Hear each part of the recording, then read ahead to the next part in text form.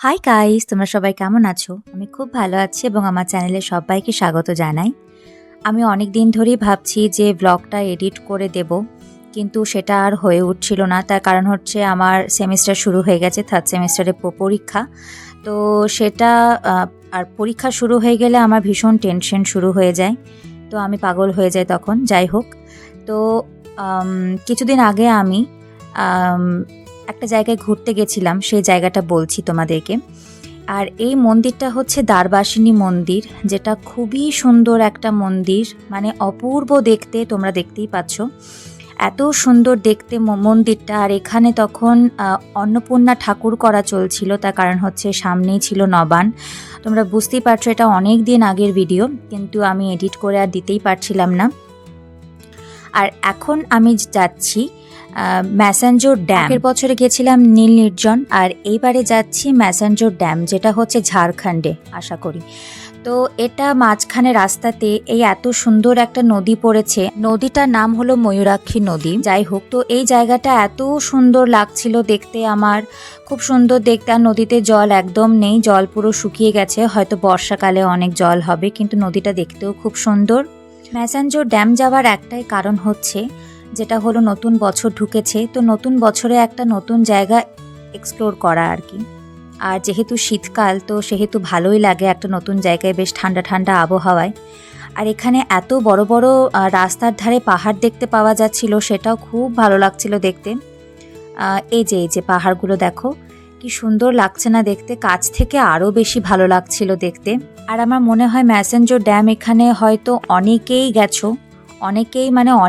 গেছো হয়তো, কিন্তু আমি কোনোদিনও যাইনি, কোথাও কোনো পিকনিকেও যাইনি বা কোথাও কোনো কাজেও যাইনি। তো আমি সেই জন্যে ভাবলাম যে কেননা একবার ম্যাসাঞ্জোর ড্যাম থেকে ঘুরে আসা যায়। একেই তো রাস্তার ধারে এতগুলো পাহাড়, এবং তারপরে চারিপাশটা এত সুন্দর গাছে ভর্তি, আর এত ভালো লাগছিল দেখতে। আমি পুরো রাস্তা চারিদিকে দেখতে দেখতেই কাটিয়ে দিলাম। আর আমি পৌঁছে গেছি এখানে ম্যাসাঞ্জোর ড্যামে। পুরো একটা নতুন একটা এক্সপিরিয়েন্স আমার কাছে। আর এই যে এই ড্যামটা, কি সুন্দর নীল জলটা। আর এখানে আমি বোটে চাপবো বলে তার জন্য টিকিট কাটা হচ্ছে। একজনের টিকিটের খরচা হচ্ছে 100 টাকা। অপেক্ষা করছি বোটে যাওয়ার জন্য।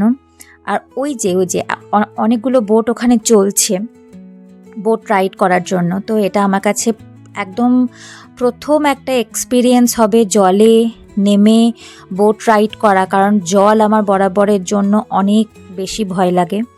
জলকে আমি একদম মানে জলের কাছাকাছি যেতে পারি না, আমার জলকে ভীষণ ভয় লাগে। তারপরে আবার এই জলের মধ্যে রাস্তাটা এত বেশি দুল ছিল, আমার তো মনে হচ্ছিল আমি পড়েই যাব ওখান থেকে। তারপরে জলের মধ্যে যে সূর্যটা পড়েছে, দেখতে কি অপূর্ব লাগছে না, কি ভালো লাগছে দেখতে।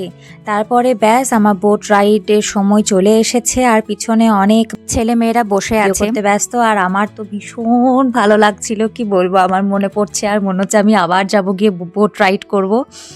আর তারপরে জলের মধ্যে ওই পাহাড়গুলো, ছোট ছোট পাহাড়গুলো কি ভালো লাগছিল দেখতে, আর নীল রঙের জল, একদম ফার্স্ট একটা এক্সপিরিয়েন্স, ভীষণ ভালো এক্সপিরিয়েন্স। আর তোমরা কারা কারা ম্যাসাঞ্জোর ড্যামে এসে বোট রাইড করেছো সেটা আমাকে অবশ্যই কমেন্টে জানাবে, তাহলে আমারও ভালো লাগবে। আর এই বোটটা এত স্পিডে যাচ্ছিল, আর এমনভাবে স্পিডে ঘুরিয়ে নিচ্ছিল, আমার তো মনে হচ্ছিল আমি জলের মধ্যে এবার পড়েই গেলাম। কিন্তু তারপরে একটু দূরে এসে বোটটা কিছুক্ষণের জন্য স্লো করলো। আর এই যে জলের উপর ভাসতে কি ভালো লাগছিল, মানে কি বলবো, এই এক্সপিরিয়েন্সটা তোমাদের কিভাবে বোঝাবো। তোমরা যদি কেউ করে থাকো তাহলে আমাকে জানিও তোমাদের কেমন লেগেছিল। আমার তো ভীষণ ভালো লেগেছিল। আর এই পুরো দৃশ্যটাও এতটাই ভালো, আমার তো হাসি থামছিলই না। আমার ভীষণ একটা অ্যাডভেঞ্চার বলে মনে হচ্ছিল জিনিসটাকে, আমার মুখ দেখেই তোমরা বুঝতে পারছো। আর জলের মধ্যে শুধুই মনে হচ্ছে আমার ফোনটা পড়ে গেল, আমিও পড়ে গেলাম। আর লাইফ জ্যাকেটটা ছিল বলে তাও একটু শান্তি ছিল। আমার বোট রাইড এখানেই শেষ, আমরা চলে এসেছি এখানে, এবার নেমে যাব সবাই মিলে। আর সকাল থেকে সেরকম কিছু খেয়ে আসিনি, চা খেয়ে আসিনি, তো মনটা একটু চা চা করছিল, তো সেই জন্য একটা দোকানে চলে এলাম চা খেতে, ওখানকারই একটা দোকানে। তো চা আসছে, এই যে আমার চা। আর চাটা ভাবলাম একটু এই জলটা দেখতে দেখতেই খাওয়াটা বেশ ভালো হবে, একদিকে জল একদিকে পাহাড়, বেশ সুন্দর একটা দৃশ্য। বেশ এই দৃশ্যটা উপভোগ করতে করতে চাটা খাই। আর এখানে এত সুন্দর একটা ফুলের গাছ ছিল। ওভারঅল পুরো ভিউটাই এতটাই ভালো ছিল, আমার তো এখান থেকে যেতেই ইচ্ছা করছিল না। আমি তো চা খাচ্ছিলাম, তো বসেই ছিলাম ওখানে, এখান থেকে আমার একটুও নড়তে ইচ্ছা করছিল না। এই জায়গাটাতে আমি কিছু ফটো তুললাম এবং কিছু ভিডিও বানালাম, আর এখানে আমি চা খাচ্ছি। চা খাওয়ার পর সামনেই দেখলাম একজন ভদ্রমহিলা চটপটি বিক্রি করছিলেন। এটা দেখে এত লোভ হলো আমার, আমি ভাবলাম যে এটাও একটু খাই। নীল নির্জনে গিয়েও মনে আছে এরকমই একটা চটপটি খেয়েছিলাম, সেখানে খুব ভালো করেছিল। আর এখানেও এই ভদ্রমহিলা খুবই ভালো করেছিল চটপটিটা। কিন্তু হ্যাঁ, চটপটিতে নারকেল দিতে বলা হয়েছিল, কিন্তু তিনি দেননি। তো ঠিক আছে, কোনো ব্যাপার না। ওভারঅল খুব ভালো ছিল চটপটিটা।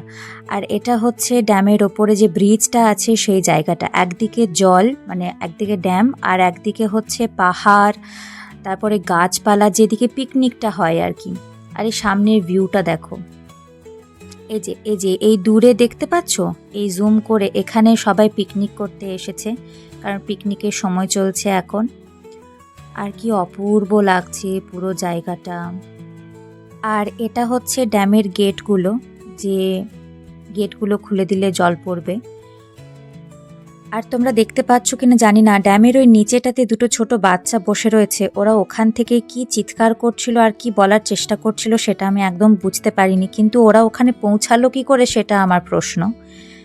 আর এই যে এদিকে এত সুন্দর এত রকমের পাখি উঠছিল, কি বিভিন্ন কালারের পাখি গাছে বসছিল, সেটাও খুব ভালো লাগছিল দেখতে। আর তো মোটামুটি ম্যাসেঞ্জোর ড্যামে ঘোরা আমার কমপ্লিট। এবার আমি ভাবছি বাড়ি চলে যাই, তার কারণ হচ্ছে একটু সকাল সকাল বেরোনোই ভালো, কারণ ম্যাসেঞ্জোর ড্যাম থেকে আমার বাড়ি অনেকটাই রাস্তা, তো বেশি রাত করে লাভ নেই, একটু দিনের আলো থাকতে বেরিয়ে যাওয়াটাই ভালো।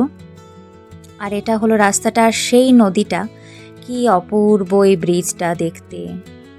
তো চলো, এই ভিডিওটা আমি এখানেই শেষ করছি। সবাই খুব ভালো থেকো, সাবধানে থেকো, আর নতুন বছর সবার ভীষণ ভালো কাটুক।